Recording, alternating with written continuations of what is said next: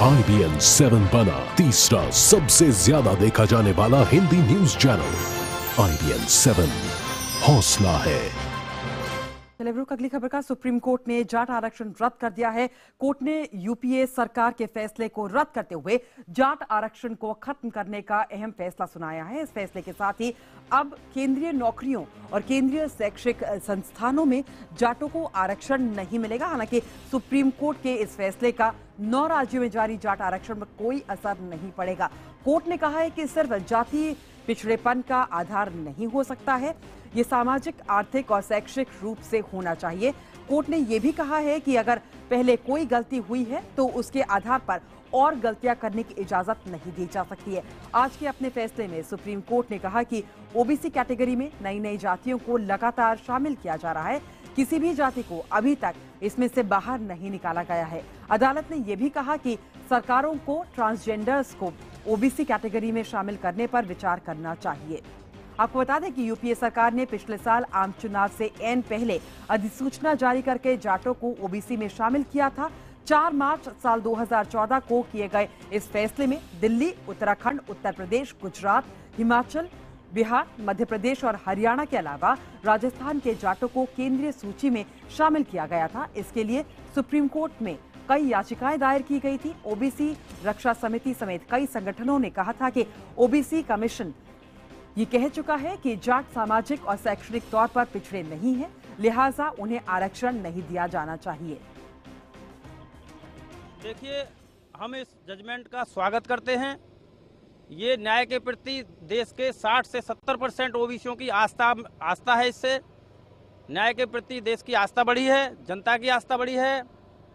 और जो पिछली गवर्नमेंट ने किया था, ये कांग्रेस के मुंह पे या सोनिया गांधी के मुंह पे संविधान के द्वारा बहुत तेज तमाचा है, जिसने राजनीतिक बेनिफिट्स के लिए इस देश के गरीबों, पिछड़ों के साथ अन्याय करने की कोशिश की थी। कोर्ट का कहना था कि जब से ओबीसी रिजर्वेशन लागू हुआ है, उससे आज तक इसमें खाली इंक्लूजन हो रहा है, ओनली इंक्लूजन हो रहा है, एक्सक्लूजन नहीं हो रहा है। उस समय 52% ओबीसी की पॉपुलेशन बताई गई थी। आज वो बढ़ के ज़्यादा भी हो सकती है, बहुत ज़्यादा होगी। उसको असिस्ट किया जाए और इंक्लूजन कोई ज़रूरी नहीं है, एक्सक्लूजन भी होना।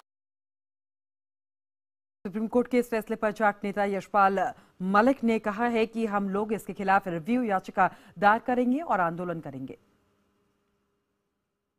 देखिए, हम लोग कोर्ट के फैसले से बिल्कुल भी संतुष्ट नहीं है। हो सकता है कोई तथ्य कोर्ट के ने नजरअंदाज किया हो। 9 राज्यों में उनमें रिजर्वेशन था, जिनमें ऑलरेडी राज्यों में रिपोर्ट के आधार पर था। लेकिन हम लोग इसको बिल्कुल ऊपर भी जाएंगे, इससे आगे भी इसको दरखास्त लगाएंगे, सुप्रीम कोर्ट की बड़ी बेंच के लिए भी लगाएंगे और आंदोलन की तैयारी भी करेंगे। हमें ये बिल्कुल मान्य नहीं है, ये हमारे साथ अन्याय हुआ है। हम जो है रिव्यू के लिए जाएंगे, अपील करेंगे। और हमारे साथ जुड़ चुके हैं हमारे संवाददाता एहतेशाम खान। एहतेशाम, सुप्रीम कोर्ट की तरफ से ये जो फैसला आया है जाट आरक्षण को लेकर, इसके इम्प्लीकेशंस हम किस तरीके से देखते हैं?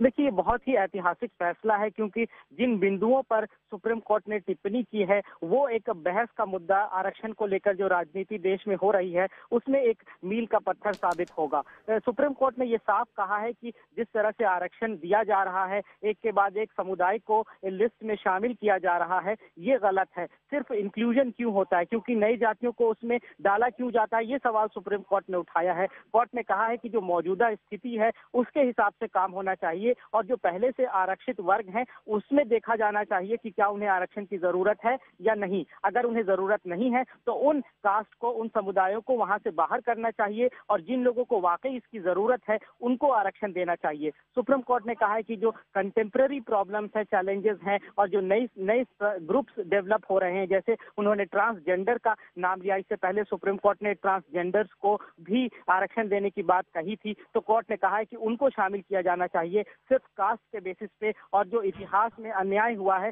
उस आधार पे आरक्षण नहीं होना चाहिए। बहुत बहुत शुक्रिया एहतेशाम, हमारे साथ जुड़ने के लिए, तमाम जानकारी देने के लिए।